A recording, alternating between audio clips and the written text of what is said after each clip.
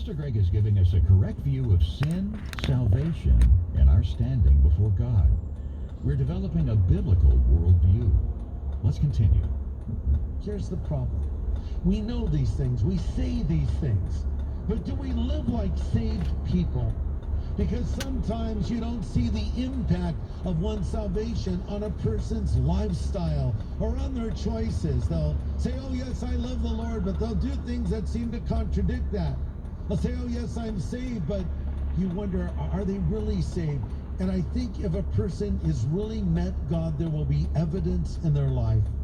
If a person has really come into this encounter with Jesus Christ, you will see the results. And this is sort of the transitional moment of what I'm talking about here, where I want to talk about working out your salvation, which will bring us to our text in Philippians. And here's an illustration that will help us to understand it. I read recently in USA Today that there's a lot of lottery tickets that have never been claimed. In fact, this article said there were $46 million waiting for people that bought a ticket and technically won some of that money, but never received it because they never brought their ticket in.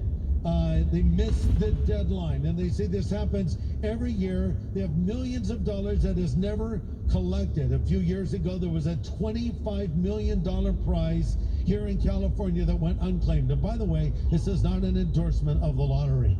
In fact, I hope you don't spend your money on lottery tickets. But I'm using this merely as an illustration. I read about a man in Pennsylvania who read about time running out on a $20 million lottery prize, and he wondered, wow, I wonder if I bought that ticket. Apparently he had bought quite a few. So he went through a bunch of old boxes, and sure enough, he found the winning ticket and brought it in one day before it expired.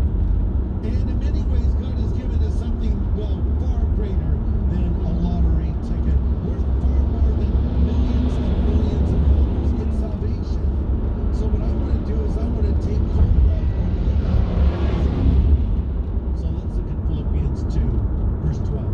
Therefore, my beloved, as you've always obeyed, not as in my presence only, but much more in my absence, work out your own salvation with fear and trembling, for it is God who works in you both to will and do of his good pleasure.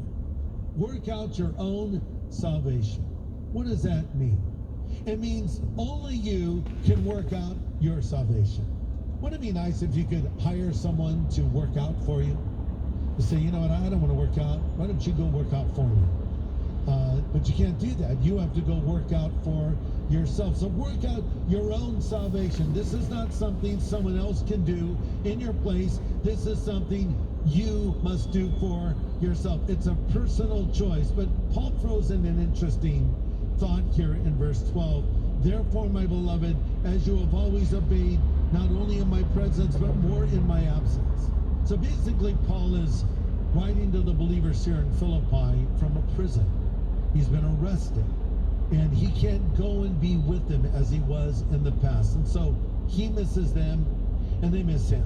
So basically he's saying, now guys, I'm not with you, but I still want you to work out your own salvation. I think the New Living Translation is helpful here, where Paul says, dearest friends, you were always so careful to follow my instructions when I was with you, but now that I'm away, you must be even more careful to put into action God's saving work in your lives. So here's what Paul is saying, in effect, guys, you need to grow up spiritually. You can't build your spiritual life on me. Don't even for a moment think you guys can go into spiritual cruise control if I'm not personally there for you, because it's God that works in you, not Paul. I'm not doing the work in your life. God is doing the work in your life. Do I bring this up because sometimes we can allow people to take the place of God in our life. I'm not going to church if so-and-so isn't speaking. I only go when he speaks. Well, I'm not going to do that because I don't know that person. I only like this person. And we can become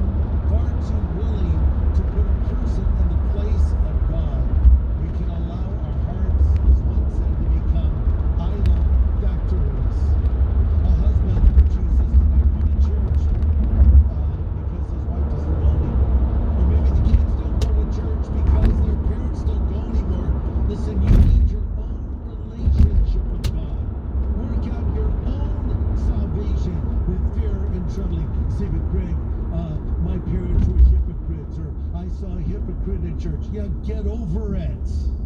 Grow up. Put your faith in Christ and follow him. So Paul's saying it can't be all about me being there with you, because I won't always be there with you, but the Lord always will be there with you. So work out your own salvation with fear and trembling.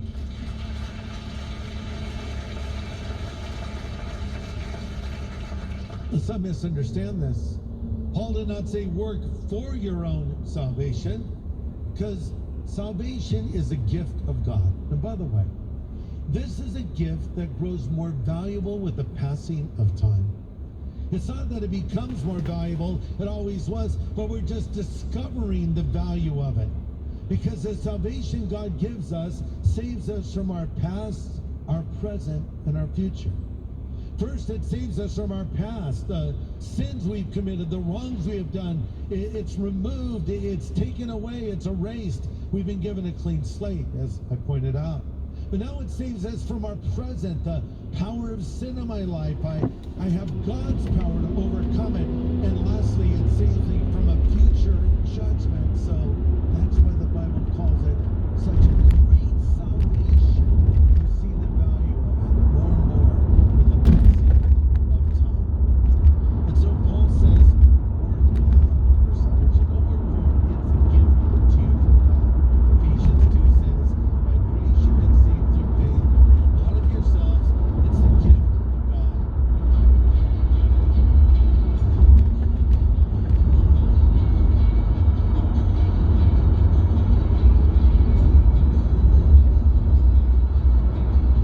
Pastor Greg Laurie with insights on the gift of salvation and we need to work it out in our lives. And there's more to come from this message here on A New Beginning. It's called Biblical Worldview on Salvation. Now we realize sometimes interruptions happen as you're listening to these studies. Well, you can hear what you missed by going to our website, harvest.org. Just look for that title, The Biblical Worldview on Salvation. Or subscribe to our podcast by going to Google Podcasts, Apple Podcasts, or Spotify. Well, Pastor Greg, there are a lot of new believers who join us each day for our studies.